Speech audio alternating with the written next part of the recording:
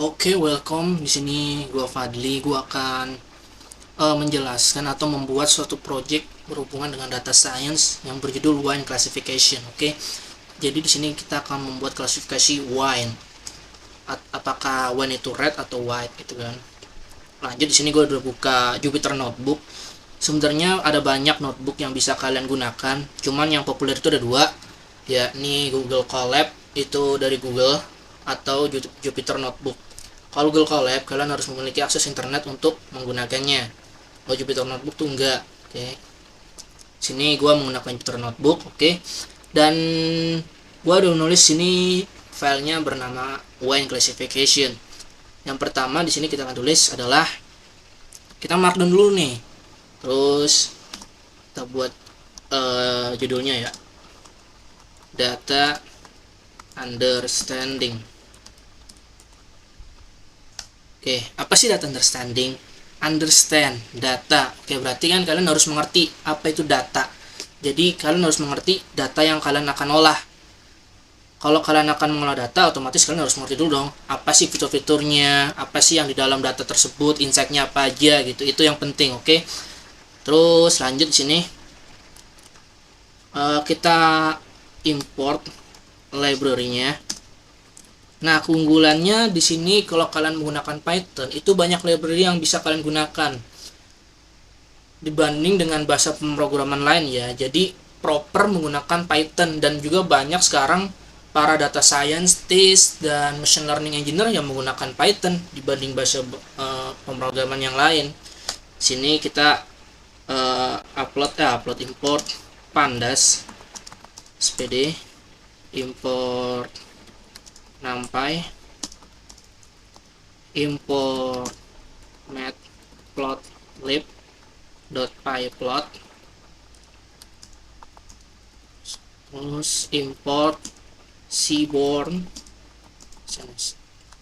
Nah, ini empat library ini yang apa ya, ibaratnya pondasi di kalau kalian ingin mengolah data di Python. Pandas itu kita bisa mengolah mengubah file menjadi data frame.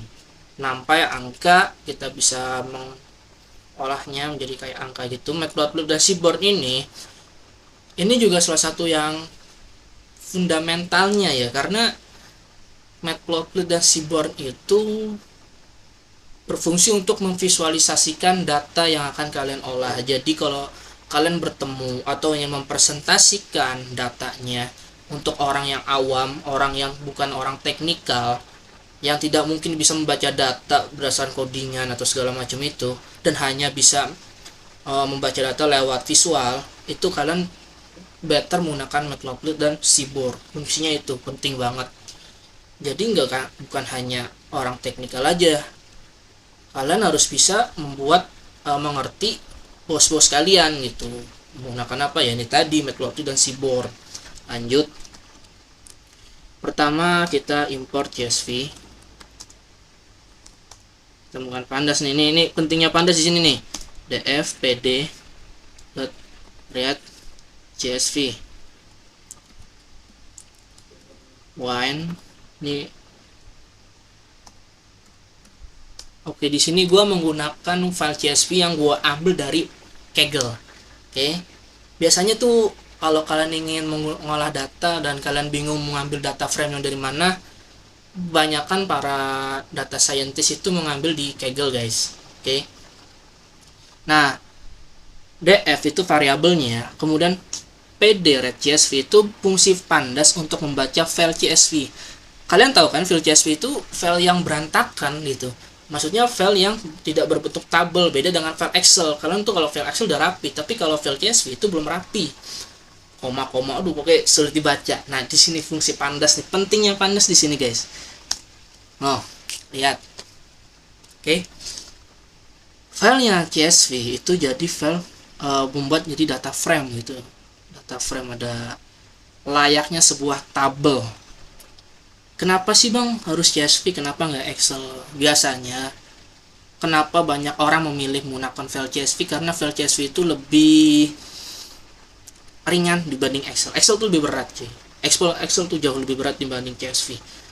Dan kalau misalkan berat, otomatis membuat kinerja komputasi itu menjadi lebih lambat. Makanya kenapa para developer itu biasanya memilih untuk menggunakan file CSV. Nah, kalian bisa lihat nih data understanding. Di sini kita lihat ada 13 kolom dan 6497. Oke. Ada banyak-banyak kolom ini. Kemudian yang lainnya adalah describe. Oke. Ini termasuk bentuk statistik deskriptif. Kalian bisa lihat di sini jumlah datanya berapa nih. Contoh di sini fixed acidity itu jumlahnya ada 6497 data raws. Oke. Rata-ratanya ada di angka 7,2. Kemudian ada standar deviasi 1,2. Terus ada nilai minimal, nilai minimum di fix itu ada di 3,8. Kemudian ini kuartil 1, kuartil 2, kuartil 3, dan kemudian nilai maksimumnya. Di sini nilai minimum 3,8, nilai maksimum 15,9, dan standar deviasinya itu di 1,2.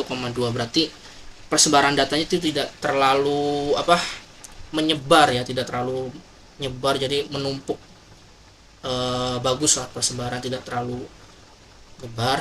Cara bacanya seperti itu, sama seperti yang lain juga sama, standar deviasi, nilai minimum, kuartil 1, kuartil 2, kuartil 3, kemudian nilai maksimumnya kayak gitu. Lanjut di sini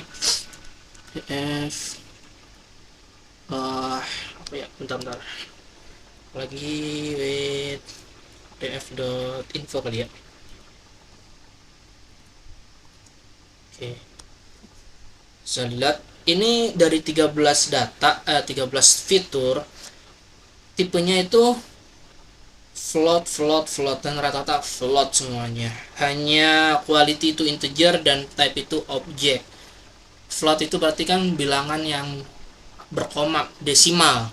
Integer angka biasa, dan objek itu ibarat kayak varchar. Kalau di SQL tuh varchar, jadi rupa huruf. Dan kalian nggak bisa mengolah data, nanti membuat model itu ada tipe data yang berbasis objek, itu kalian nggak bisa. Kalau nggak float ya integer, karena komputasi itu nggak bisa membaca sebuah file tipe data objek, hanya bisa membaca file bertipe data float dan juga integer gitu. Nanti kalian ubah menjadi integer yang dinamakan encoding ya, encoding. Jadi mengubah sebuah objek tipe data objek menjadi sebuah tipe data angka, itu namanya encoding. Itu perlu dilakukan karena di sini contohnya tipe data ada red dan white ya, ada dua, ada merah dan putih, anggur merah dan anggur putih, wine merah dan wine putih. Oke. Terus di sini wait. Oke, lanjut. Sini kan ada 13 kolom ya. Ini ada kolom acidity, volatile acidity, dan kalian harus mengerti nih apa sih kolom-kolom itu, apa sih fitur-fitur itu tersebut kan. Fixed acidity adalah tingkat keasaman total, oke. Tingkat keasaman yang tidak mudah menguap dalam anggur dan mempengaruhi rasa segar, oke. Sedangkan untuk volatile acidity itu tingkat keasaman yang mudah menguap. Jika terlalu tinggi itu rasanya seperti cuka, guys. Jadi kalau misalkan volatile acidity-nya angkanya tinggi, itu rasanya tuh kayak cuka. Si customer itu akan merasakan di mulutnya itu seperti cuka, minum cuka kan nggak enak kan kalau terlalu tinggi juga. Kemudian ada citric acid itu asam sitrat yang berfungsi untuk menambah rasa segar dan bodi pada anggur serta mencegah kerusakan, oke, mencegah kerusakan dalam struktur wine tersebut, jadi supaya lebih awet lah. Kemudian ada residual sugar itu jumlah sisa gula setelah fermentasi, menentukan apakah anggur ini rasa manis atau terasa kering sedikit lah. Kemudian adalah chlorides itu tingkat garam dalam anggur, bisa berasal dari air atau proses pembuatan. Kadar tinggi bisa merusak rasa, iyalah garamnya tinggi bisa merusak rasa, guys. Kemudian ada free sulfur dioxide itu bagian dari zat pengawet sih, jadi berfungsi sebagai untuk menjaga anggur dari bakteri dan oksidasi, jadi anti mikroorganisme. Jadi free sulfur itu ya pengawetnya ya, jadi supaya anggur itu lebih tahan lama. Kemudian ada total sulfur dioxide, itu jumlah total zat pengawet yang terikat yang bebas dalam anggur. Kemudian ada density, itu tingkat kepadatan anggur ya. Seringkali density itu berhubungan dengan kadar alkohol dan gula. Kemudian ada pH, ya kalian harus tahu sih kalau pH itu apa ya. pH itu ya asam dan basa. Tingkat keasaman dan kebasahan pada anggur mempengaruhi rasa, pengaruh warna, stabilitas, dan tingkat rasa. Oke. Kemudian ada sulfates, itu penambahan garam sulfat, jadi bertindak sebagai antioksidan dan antimikroba. Oke, yang lanjut alkohol. Kalian tahu alkohol kualitasnya juga, quality itu kualitas, tipenya itu ada dua, red dan white. Nah itu data understanding, maksudnya kalian harus paham tuh kayak begitu. Disclaimer dulu, gue bukan yang expert di sini, gue bukan ahlinya. Pekerjaan gue juga yang sekarang itu masih mahasiswa dan masih karyawan, kelas karyawan, dan sebagai pegawai yang tidak berhubungan dengan IT, tidak berhubungan dengan data scientist gitu. Cuman gue di sini gue berminat gitu di bidang data. Jadi kalau misalkan kalian merasa, oh bang cara lu tuh nggak efektif, ada yang lebih efektif kayak begini, oh gue punya lebih cara yang menurut gue lebih efisien bang dibanding punya lu, gue punya metode yang baru bang, gue punya metode yang bisa membuat lebih menarik dan lebih lebih bagus dibanding metode lu, it's okay, kalian komen aja di kolom komentar. Kita di sini sama-sama belajar, oke? Jadi nggak ada yang gue merasa nggak lebih pintar dari kalian, enggak. Bukan berarti gue membuat channel YouTube ini, membuat edukasi ini gue lebih pintar dari lu, enggak. Sama kita sama-sama belajar di sini, oke? Kita saling menambah skill, dan komentar kalian juga sebagai bahan evaluasi buat gue sendiri. Lanjut di sini, jika data understanding selesai, lanjut ke exploratory data analysis. Exploratory data analysis.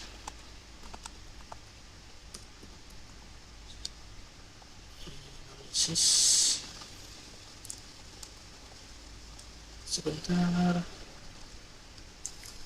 Jadi exploratory data analysis diambil dari kata explore dan analisis. Kalian itu mengeksplor data yang kalian punya di sini dan menganalisanya.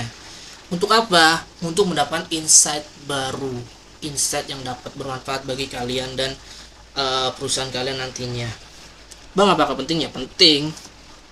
Jadi kalau misalkan kalian yang untuk yang udah pro, yang udah explore, itu benar-benar mengeksplornya benar-benar deep banget, benar-benar mendapatkan, pengen mendapat insight lagi, insight yang benar-benar insight ya, tentunya yang lebih untuk yang proper. Cuman kalau kalian yang masih pemula, biasanya ya nggak terlalu deep banget, tapi better kalau kalian mencoba deep itu lebih bagus, lebih dalam lagi insight yang bisa dapat kalian gali dari data, karena banyak banget. Tapi di sini karena waktu ya, jadi gue nggak akan mengeksplor data gue lebih dalam, maksudnya nggak terlalu dalam banget. Jadi ya kita lihat aja ya di sini ya, paling gue akan menggunakan ini.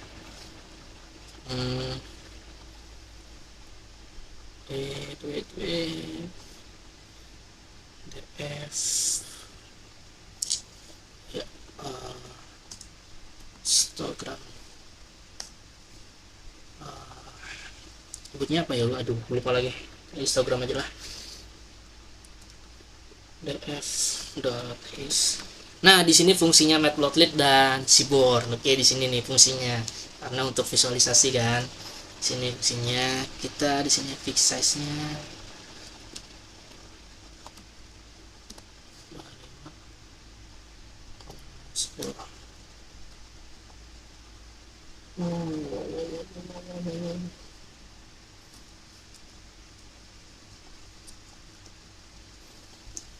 dot show.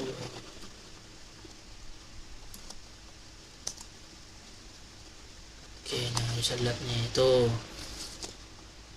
bisa dilihat di sini berdasarkan histogram ya, tabel histogram data visualisasinya. Kalau untuk ini right skewed, oke. Jadi rescue itu kan jomplang ke kanan ya, jomplang ke kanan. Kemudian volatile juga right skewed, ini juga sama. Sama ini nggak bagus sih datanya nih.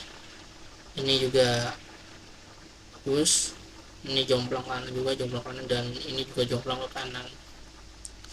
Ini contoh, kasih contoh satu aja ya. Jadi misalkan fixed acidity ini ada sampai ke angka 14. Oke.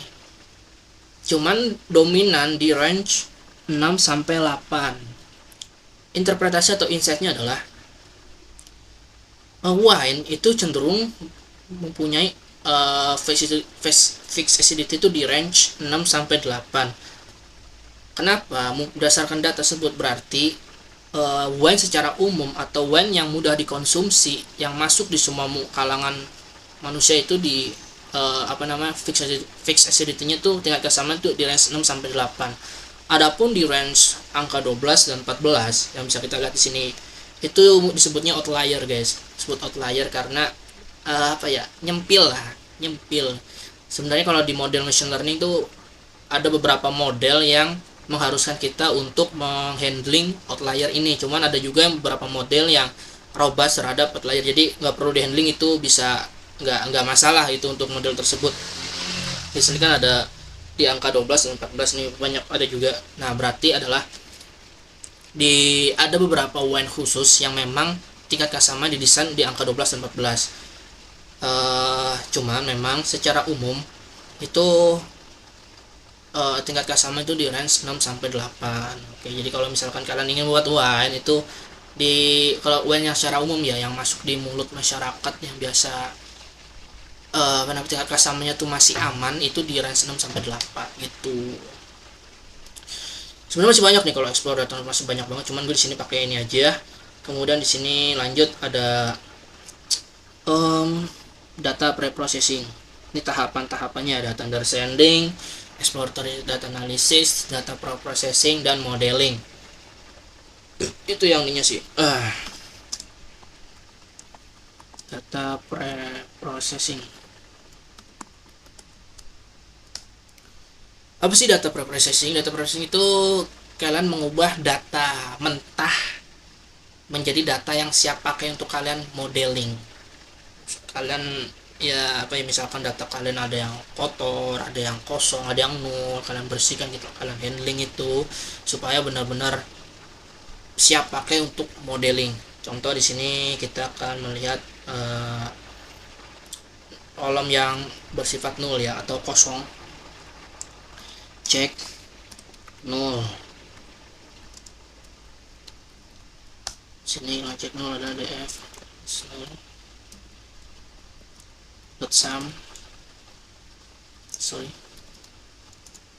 Oke. Bisa dilihat dari ke-13 data tersebut yang 0 0. Biasanya memang kalau kalian ngambil data dari Kaggle itu datanya bersih, guys. Untuk nolnya tuh rata-rata kosong, gak ada yang nol. Cuman ya walaupun begitu tetap kalian harus cek terlebih dahulu biar aman. Lanjut yang kedua nih, duplikat ya. Duplikat data yang duplikat tuh nggak bagus cuy. Kalau misalkan buat modeling itu nggak bagus, jangan sampai ada yang duplikat karena itu mempengaruhi hasil dari modeling atau hasil modeling bisa jadi jelek kalau ada duplikat data ini. Ceknya adalah df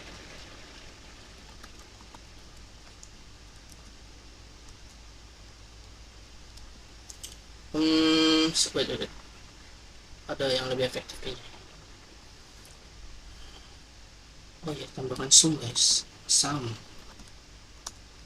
Nah, dilihat di sini ada total 1177 data yang bersifat duplikat dan kalian harus menghandlingnya. Oke, sebenarnya tergantung sih, semua tergantung. Kalau menurut mentor gue, sebelumnya gue ikut kampus Merdeka Data Scientist, kalau menurut gue mentor gue tergantung tergantung, ada yang bisa kalian hapus, ada juga yang enggak. Cuman di sini better karena gue masih pemula, gue hapus aja buat nyari aman. Handling duplikat. Sini df drag df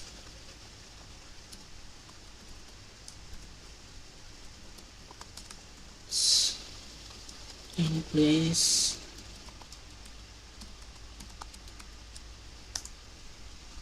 Kita cek lagi apakah udah berubah.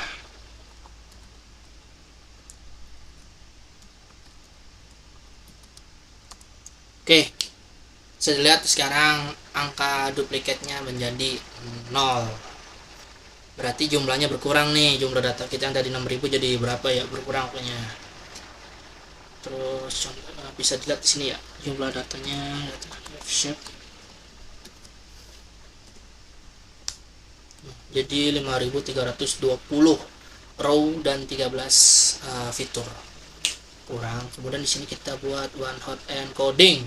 Tadi yang gue bilang tadi, one hot encoding tipe datanya yang tadinya bersifat objek menjadi integer. Encoding ya. Better kalian copy dulu sih datanya biar nggak apa namanya, data mentahnya masih ada ya, buat jaga-jaga kalau misalkan kalian error di data yang baru. Copy df final sama dengan df, udah copy. Oke, lanjut decoding di bawahnya aja.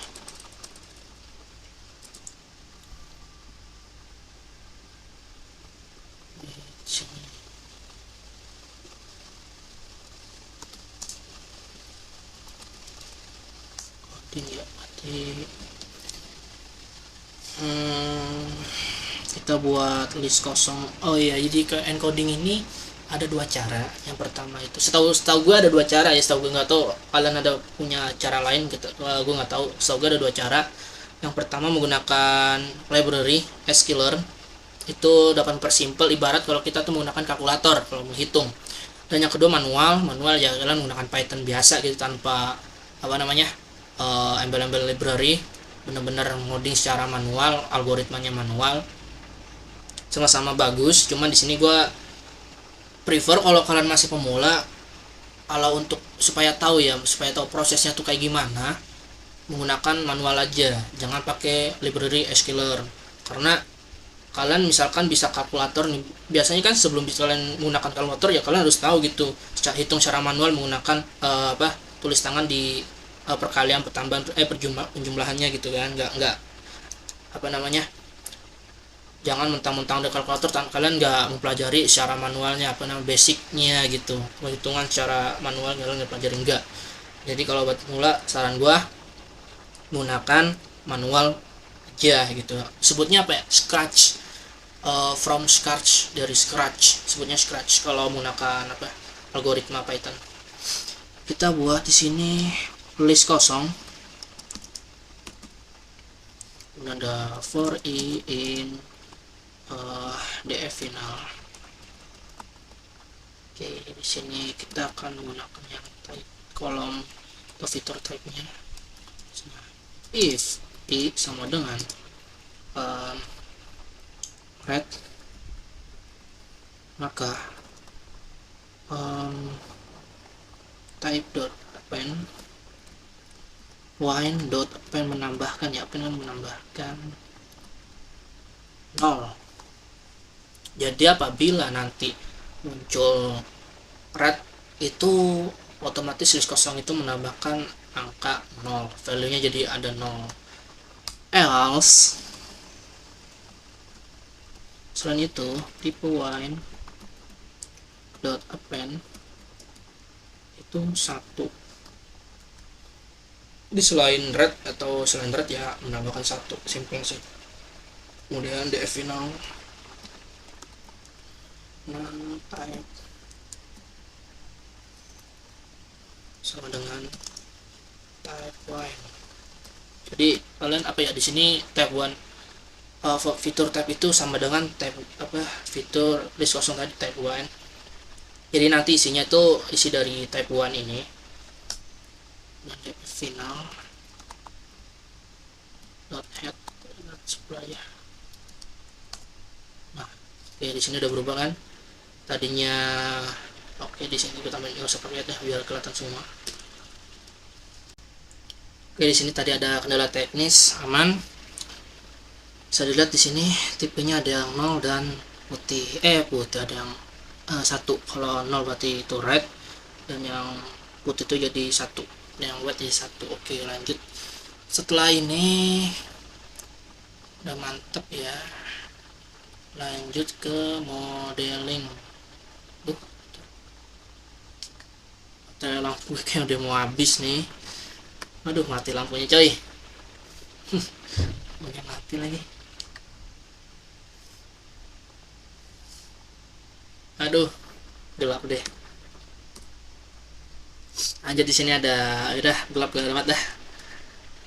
Kita markdown terlebih dahulu. Di sini ada modeling. Oke, modeling ada split data. Kita split dulu datanya, kita bagi. Kenapa sih harus di split? Karena supaya model kalian tuh tahu, maksudnya tidak terlalu pintar di misalkan pasti data latihnya model bagus, cuman ketika ditambahkan data baru yang kalian masukin data baru itu model tuh nggak bisa baca itu kan. Maka dibagi biasanya sih 80/20, 80% data latih, 20% data testing. Oke. Kita di sini menggunakan sklearn model selection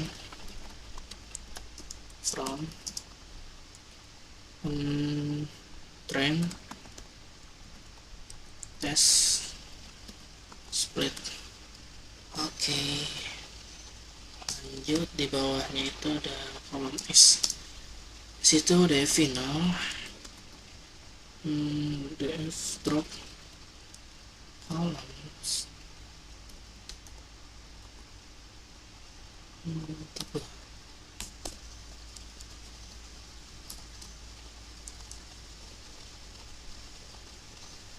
jadi kalau untuk kolom X itu variable X itu semua fiturnya kecuali fitur type. Oke. Kemudian untuk Y nya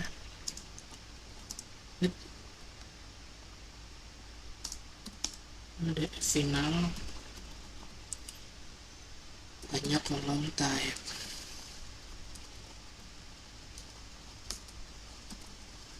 Lanjut di bawah dan split X train, X test, Y train, Y test sama dengan train test split X Y test size ukuran, pencet cuy, size sama dengan 0,2 atau 20%, random state nya 20 aja, sakit 22.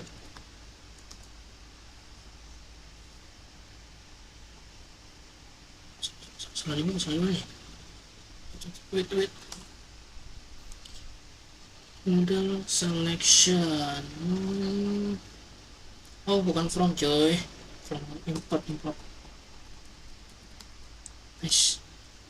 Oke, lanjut. Di sini kita buat modelnya. Gue di sini menggunakan XGBoost.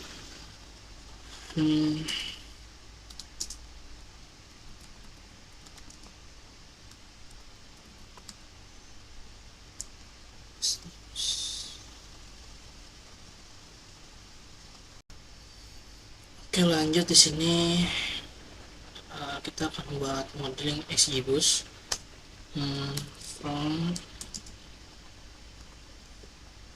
XGBoost import XGBoost classifier. Oke, kemudian di sini kita variable XGBoost XGB, kemudian XGBoost classifier ya, classifier.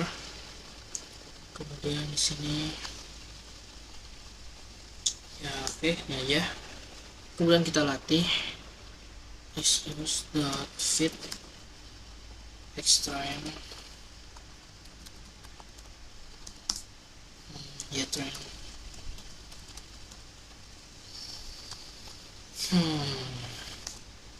Waduh, apa nih? Oh. Nah, oke, di sini jadi udah kelar masalahnya, guys. Ternyata kalau di Jupyter Notebook itu kita harus install dulu, misalkan XGBoost, skillernya. Kemudian kalau misalkan kalian pakai model SVM-nya mesti diinstal dulu. Berbeda dengan Google Colab. Kalau Google Colab tuh nggak perlu karena udah ada udah include dengan semuanya gitu kan. Kalian nggak perlu install lagi. Cuman kalau untuk Jupyter Notebook kalian harus install terlebih dahulu. Dan di sini gue udah install tadi, gue belum install XGBoost-nya. Kita udah latih nih XGBoost, kita fit extrain dan JTrain-nya. Kemudian ini juga aku tadi lupa videoin. Ini metric evaluation ya. Jadi metric evaluation apa ya jelasinnya, indikator untuk melihat apakah model itu bagus atau enggaknya ya. Di sini kita pakai Scratch, jadi manual juga. Sebenarnya bisa aja kalau misalkan kalian mau simple pakai Sklearn bisa, cuman di sini gue pakai yang Scratch-nya. Kita buat, nah di sini kita import numpy lagi, kemudian kita buat apa namanya, apa ya, dev aduh gue lupa lagi apa ya sebutnya, anjir gue lupa dah. Pokoknya itu dah, kita bikin kita definisikan matrix Scratch yaitu, kemudian ada variable ini TP singkat dari true positif. Sini jika y true sama dengan 1 dan y prediksi sama dengan 1 maka true positif. Kemudian untuk true negatif, jika y true nya itu false dan y prediksinya false, itu true negatif. Kemudian untuk false positif, jika y true sama dengan false dan y prediksi sama dengan apa ya, false dan positif. Kemudian untuk false negatif itu jika y true sama dengan 1 dan y prediksi sama dengan 0. Oke. Kemudian di sini kita buat ada 4 matrix, ada akurasi, precision, recall, and F1 score. Ini ada rumus-rumusnya, bisa dilihat sendiri ya. TP sama plus TN dibagi TP plus TN plus FP sama dengan plus FN, rumusnya. Kemudian kita return. Aduh, gue lupa lagi namanya apa ya, dev ini ya. Pokoknya itu dah. Terus evaluation kita buat apa namanya? Variable baru SGB result, matrix Scratch, test to numpy, dan SGB predict xtext test, kemudian printable, data frame XGBoost. Oke. Nah, ini hasilnya. Untuk ini kalau misalkan ininya aja TP, TN, FN ini disebutnya conclusion metric kalau nggak salah ya. Kemudian ini ada akurasinya 0,99, precision 0,99, recall 0,99, dan factor 0,99. Oke, itu aja. Sebenarnya masih banyak tahapan lagi. Ada validation score, parameter tuning, dan lain sebagainya, masih banyak. Cuman ya mungkin untuk masih pemula sampai sini juga udah cukup banget, udah bagus. Jadi itu aja. Thank you. Kalau misalkan ada salah kata gue mohon maaf, dan misalkan kalian punya metode yang lebih baik atau lebih bagus, komen aja langsung di kolom komentar guys. See you and goodbye.